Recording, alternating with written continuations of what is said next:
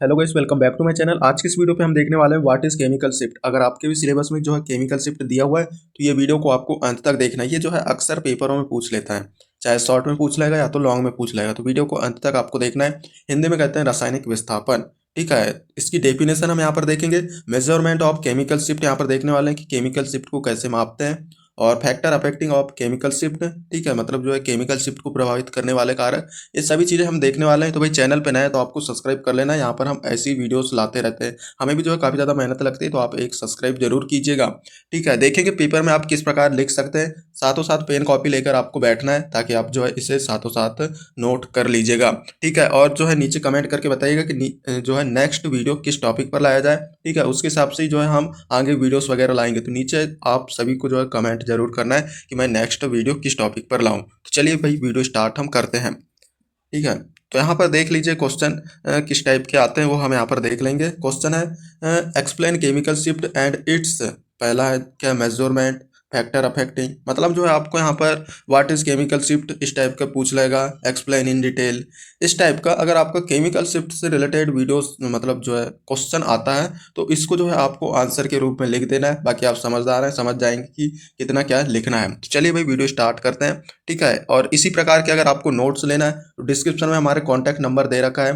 ठीक है, उस पर कॉन्टैक्ट करके एमएससी केमिस्ट्री के किसी भी सेमेस्टर के नोट्स आप ले सकते हैं। बाकी आप किसी भी क्लास के हो, केमिकल शिफ्ट दिया है तो ये वीडियो को आपको अंत तक देखना है। बाकी एमएससी केमिस्ट्री के Hindi English mix notes available है। साथ में हम जो है 3 साल के पुराने पेपर देते हैं, तो आप ले सकते हैं। कॉन्टैक्ट नंबर एक बार मैं लिख देता हूँ यहाँ पर, 9770234998। इस पे जो है कांटेक्ट करके हिंदी इंग्लिश मिक्स नोट्स ले सकते हैं। तो चलिए भाई वीडियो स्टार्ट करते हैं। पेन कॉपी लेकर आप जो है नोट करते जाइएगा। आंसर यहाँ पर लिखा केमिकल शिफ्ट क्या है, इलेक्ट्रॉन के शिल्डिंग एवं डिशिल्डिंग इफेक्ट के कारण पीएमआर सिग्नल के स्थान में जो परिवर्तन होता है जिसे रासायनिक विस्थापन या केमिकल शिफ्ट कहते हैं। सिंपल सी डेफिनेशन है, इलेक्ट्रॉन के शिल्डिंग एवं डिशिल्डिंग इफेक्ट के कारण पीएमआर सिग्नल के स्थान पे जो परिवर्तन हो जाता है जिससे जो है रासायनिक विस्थापन कहते हैं। ठीक है, जिससे जो है शिल्डिंग डिशिल्डिंग इफेक्ट पढ़ना है तो भाई नीचे कमेंट करके बताइएगा, इस टॉपिक पर भी हम वीडियोस वगैरह ला लेंगे। ठीक है, इलेक्ट्रॉन के शिल्डिंग एवं डिशिल्डिंग इफेक्ट के कारण पीएमआर सिग्नल के स्थान में जो परिवर्तन होता है उसे जो है रासायनिक विस्थापन या केमिकल शिफ्ट कहते हैं। ये डेफिनेशन किसी को भी तैयार हो जाएगी, आम 2-4 बार पढ़ता है तो। ठीक है, यहाँ पर जो पॉइंट में यहाँ पर मैंने दिया है, किसी भी एनएमआर स्पेक्ट्रा को समझने के लिए या विश्लेषण करने के लिए यह एक महत्वपूर्ण तकनीक सिद्ध होता है। ठीक है, एनएमआर समझने के लिए जो है केमिकल शिफ्ट अति आवश्यक है। ठीक है, यह एक महत्वपूर्ण तकनीक सिद्ध होता है। तो इसका उपयोग है भाई केमिकल शिफ्ट का कि एनएमआर स्पेक्ट्रा को समझने के लिए इसका उपयोग किया जाता है, विश्लेषण करने के लिए किया जाता है। ठीक है, पहला पॉइंट ही हमारा हो गया। दूसरा यहाँ पर दिया है केमिकल शिफ्ट को किसी भी यूनिट से मापना संभव नहीं है। अब भाई केमिकल शिफ्ट को किसी भी यूनिट से मापना यहाँ पर संभव नहीं है। इसको मापने के लिए टीएमएस मापदंड का उपयोग मापने के लिए किया जाता है। तो टीएमएस क्या होता है आगे हम देखेंगे ही। साथ में जो है तीसरा यहाँ पर दिया हुआ है पॉइंट, केमिकल शिफ्ट को प्राय डेल्टा यूनिट से प्रदर्शित किया जाता है। ठीक है, इस प्रकार डेल्टा यूनिट से केमिकल शिफ्ट को प्रदर्शित किया जाता है। तो यहाँ पर देख रहे हैं टीएमएस। ठीक है, टीएमएस टेट्रा मेथिल सिलेन, जिसका पूरा नाम है टीएमएस। ठीक है, तो इससे जो है मापा जाता है। यहाँ पर एसआई दिया है और इससे जो है 4 CH3 मैथिल ग्रुप यहाँ पर आपके जुड़े हुए हैं। ठीक है, तो ये स्ट्रक्चर आपको तैयार कर लेना है। टीएमएस शब्द आपका आना ही चाहिए भाई, मापने के लिए इसका उपयोग किया जाता है इस कंपाउंड का, तो ये आपका अच्छा रहेगा। ठीक है, ताकि सामने वाले को लगे कि कुछ आंसर भी लिखा है। स्ट्रक्चर भी आपको पेपर में बाकायदा बनाना है टीएमएस का। अगला यहाँ पर जो पॉइंट है, इस कंपाउंड को सेलेक्ट इसलिए किया जाता है। ठीक है, अब ये नहीं कि ढेर वर्ष तो कंपाउंड है कोई भी ले लें, ऐसा जरूरी है नहीं है, लेकिन इसी कंपाउंड को क्यों लिया जाता है इसी यहाँ पर जो है बताया गया है। इस कंपाउंड को इसलिए सेलेक्ट किया जाता है क्योंकि टीएमएस टेट्रामेथिल सिलेन कम सांद्रता पर भी जो है तीव्र सिग्नल प्रदान करते हैं। इसमें जो है 12 प्रोटॉन होते हैं, वह सभी प्रोटॉनों की रासायनिक परिस्थिति या केमिकल शिफ्ट समान होती है और ये जल या भारी जल में अविलय होते हैं। ठीक है, इसलिए जो है यहाँ पर टीएमएस का उपयोग यहाँ पर इस कंपाउंड का उपयोग किया जाता है क्योंकि इसमें जो है ये जो कंपाउंड है कम सांद्रता पर भी तीव्र सिग्नल प्रदान करती है और इसमें जो है 12 प्रोटॉन होते हैं और सभी प्रोटॉनों में जो केमिकल शिफ्ट होती है वो समान होती है और ये जल या भारी जल में अविलय होते हैं। ठीक है, इतना पॉइंट आपको याद रखना है टीएमएस के बारे में। इतना क्लियर है, ठीक है, इतना आपको इसके बारे में लिखना है। यदि आपको पूछ लिया केमिकल शिफ्ट की what is chemical shift, short type में पूछ लिया तो आपको इतना लिख देना है, कोई दिक्कत नहीं है, ठीक है, इतना पर्याप्त है।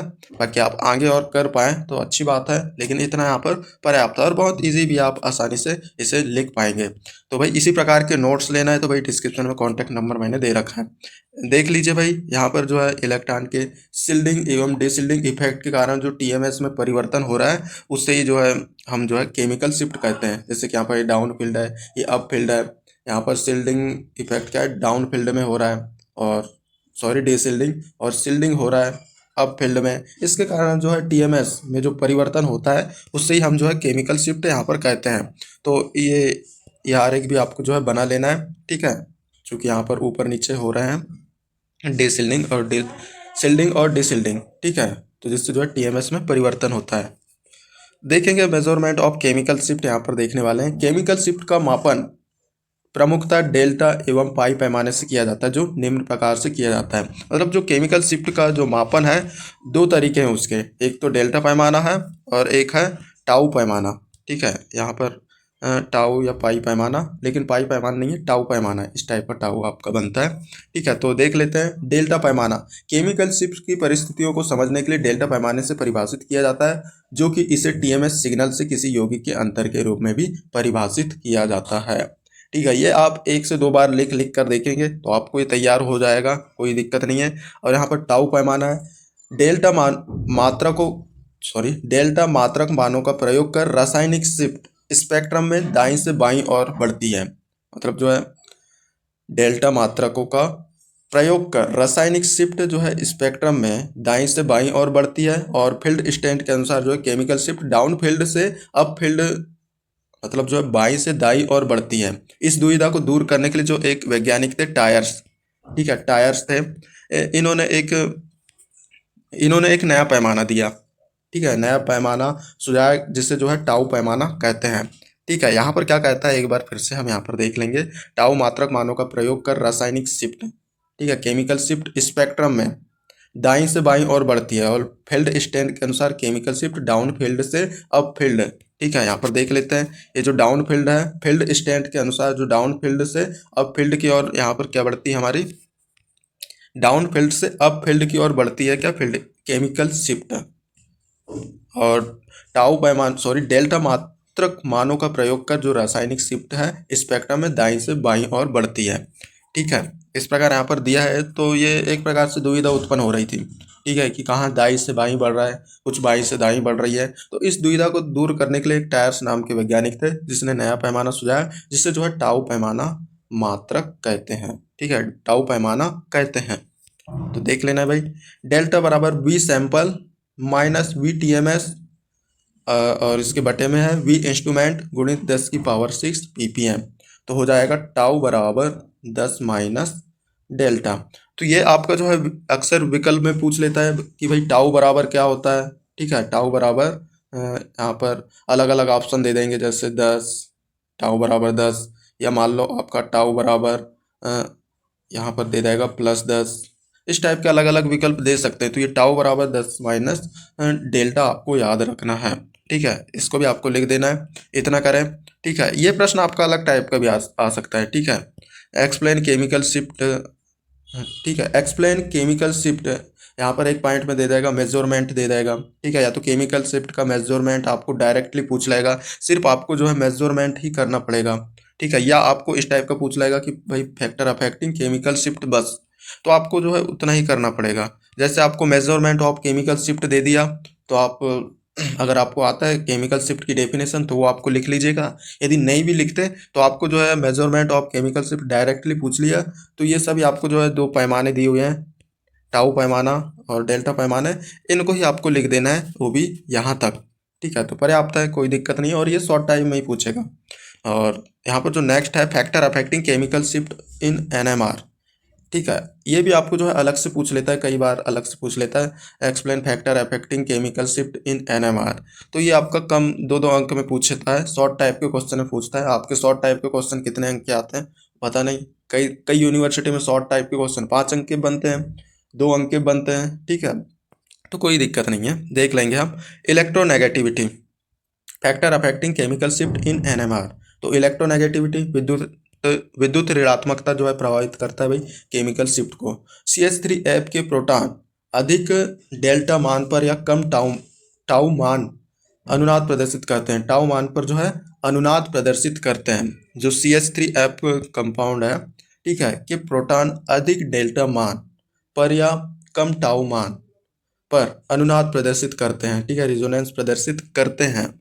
C बॉन्ड H सिस्टम से जुड़े इलेक्ट्रोनेगेटिव ग्रुप प्रोटॉन के चारों ओर इलेक्ट्रॉन घनत्व को कम करते हैं, जिससे कम परिरक्षण होता है, डिसिल्डिंग होता है, इसलिए केमिकल शिफ्ट यहाँ पर बढ़ जाता है। ठीक है, आपको लिख कर देखना, आपको तैयार हो जाएगा, कोई बात नहीं है। ठीक है, यहाँ पर पूरा थ्योरी दिया हुआ है तो आसानी से तैयार हो जाएगा इलेक्ट्रोनेगेटिविटी, तो इतना लिखना है। ठीक है, उसके बाद यहाँ पर दूसरा पॉइंट यहाँ पर हमारा दिया हुआ है क्या, वान डर वाल्स डिसिल्डिंग इफेक्ट। वान डर वाल्स परिरक्षण प्रभाव केवल दृढ़ मॉलिक्यूल में संभव है।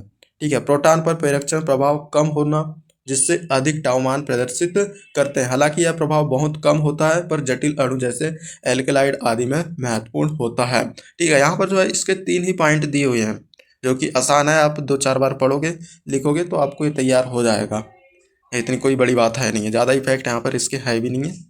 तो देख लेंगे यहाँ पर तीसरा N isotopic effect. N isotope effect ऐसे प्रोटॉन के लिए जो, ठीक है, एन आइसोटॉप इफेक्ट ऐसे प्रोटॉन के लिए है जो जिसमें जो है कार्बन डबल बॉन्ड कार्बन बंध से एल्किनो से जुड़े रहते हैं। ठीक है, जो कार्बन डबल बॉन्ड कार्बन है, ठीक है, कार्बन डबल बॉन्ड एल्किन से जुड़े रहते हैं, जिसमें केमिकल शिफ्ट की पोजीशन का मान अधिक होता है, जिससे केवल विद्युत ऋणात्मकता से समझा जा सकता है।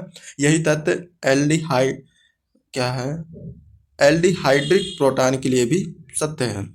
ठीक है, तो ये थे भाई 3 पॉइंट। अगर आपको फैक्टर अफेक्टिंग केमिकल शिफ्ट पूछ लेता है तो ये 3 पॉइंट लिखकर आप जो है ख़त्म कर सकते हैं। बाकी आपको एक्स्ट्रा में डेफिनेशन वगैरह देना है तो वो आप तो दे ही सकते हैं, कोई दिक्कत नहीं है। तो इस टाइप के हैं नोट्स भाई, जिसको भी नोट्स लेना है तो नोट्स ले सकता है। डिस्क्रिप्शन में मैंने contact number, WhatsApp group, Telegram group दे दिया है। सब्सक्राइब आपको कर ही लेना है।